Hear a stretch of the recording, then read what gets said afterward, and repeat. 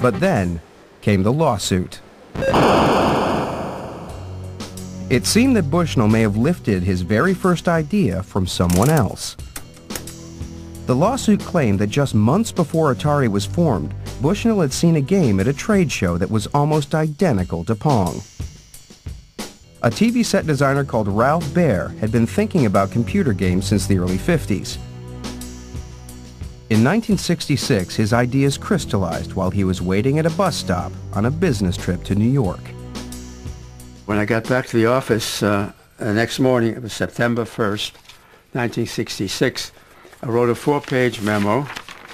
In it, I lay out the whole thing. I proposed such things as sports games, chase games, race games, car games. Baer set to work on his invention. By 1968, he had his first television games console working, which he simply called his brown box.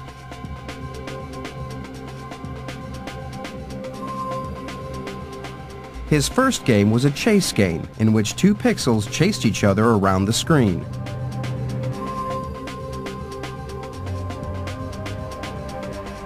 Quickly followed by a ping-pong game. This was still 4 years before Bushnell and Alcorn came up with Pong. TV manufacturers Magnavox signed up Baer and produced a refined version of the brown box. The Odyssey played 12 different games. Each game came with a color overlay that was stuck on the screen to enhance the primitive graphics. As well as controllers, Baer even came up with the first light gun for shooting games, an invention years ahead of its time. The Odyssey was launched at a trade show in New York in 1972.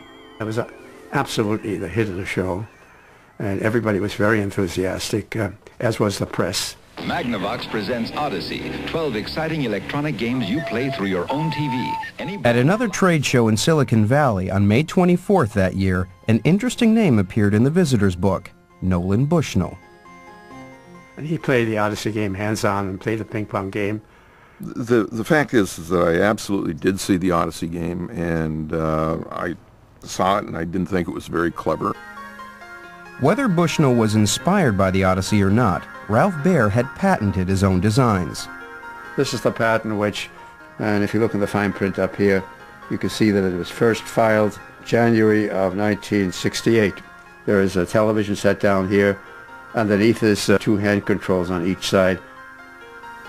Based on Baer's patents, Magnavox sued Atari. Our position was always very clear. We said, we will only settle this for less than it'll cost us to defend it.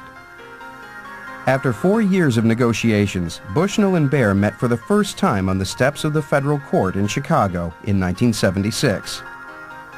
Rather than go before a judge, Bushnell and his lawyer agreed to pay a license fee in recognition of Baer's patents. Within days, they had an agreement for a prepaid license for a very reasonable amount. He really got away with murder. Magnavox accepted a settlement of $400,000. Ralph Baer won justice, but none of the international acclaim that Bushnell enjoyed. He was characterized as the father of video games because he was always out there in front of the cameras, and I'm behind the scenes with the lawyers telling me, cool it, Baer, right? He's a licensee, cool it. Right? 25 years on, Baer's now retired and suffering from leukemia. But he's determined to finish his autobiography and set the record straight over the true origins of computer games. For Bushnell, the settlement came cheap. Atari was already making millions. But as the arcades entered a golden era of popularity, Atari faced a new threat in the form of an unstoppable, world-conquering game from Japan. In 1978, Taito released a game that became so popular in Japan, it caused a national 100-yen coin shortage. Space Invaders sold over 350,000 machines around the world and inspired a renaissance of creativity in arcade games. Atari responded with their own brand of shoot-'em-ups and space games.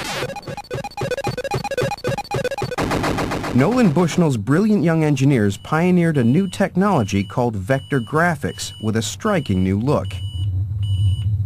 In 1979, Asteroids became Atari's all-time bestseller.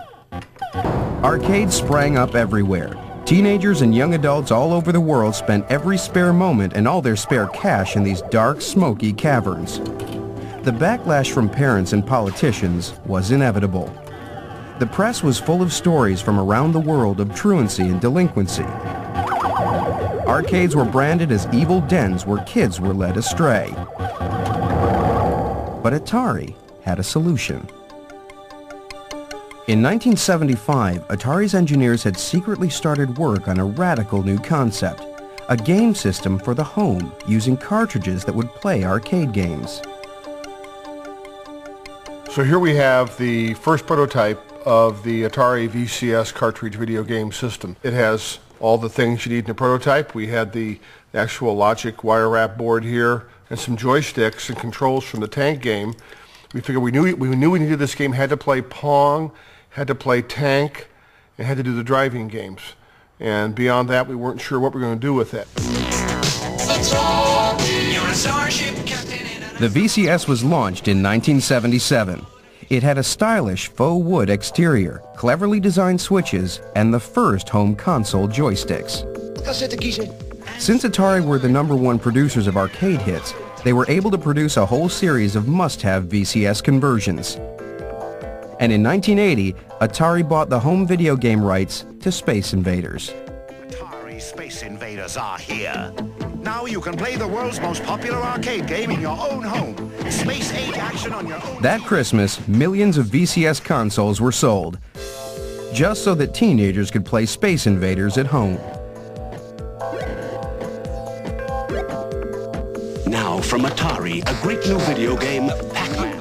Atari's revenues made it the fastest growing company in U.S. history. But the company's meteoric rise attracted the attention of major players. Warner Communications made Bushnell an offer he couldn't refuse. They bought out Atari for $28 million, an extraordinary return on a startup capital of $500. It was a lot of money in those days. It was more money than I ever thought I'd make. But it was the beginning of the end for Atari. Bushnell was soon at odds with the new owners. We were just launching the VCS, and I said, well, you know, the VCS is over. And they say, what? I said, well, no, you have to think of it that way. And they were horrified. The new Warner bosses were unimpressed with how the company was run. They were New Yorkers, and they didn't understand it. They thought it was very, very bizarre. And they set about, piece by piece, really dismantling the corporate culture and fundamentally destroying the company. It was the damnedest thing I'd ever seen. A series of showdowns with the new bosses eventually inevitably led to Bushnell being removed. He was paid off and shown the door. The industry had lost its pioneering visionary. But Atari's problems weren't over. Under the new regime, star designers like David Crane found they were no longer valued for their role in the company's extraordinary success. There were a lot of promises made that weren't kept. We had some very key engineers that were doing the cartridges for the home games that were making like $50,000, $60,000 a year. In 3 or 4 months, they'd produce the software for a cartridge that would sell $100 million worth of stuff, and these engineers could do the math. If they really didn't think we were worth more than the person who put screws in the plastic, then we were at the wrong company. David Crane and 3 other top designers left Atari and set up their own company, Activision. After 2 years of legal wrangles with Atari, they won the right to design and publish their own games for the VCS. Crane himself designed the VCS's most successful game of all time, Pitfall. Every game we developed sold 500,000 units at least, so they were all hits.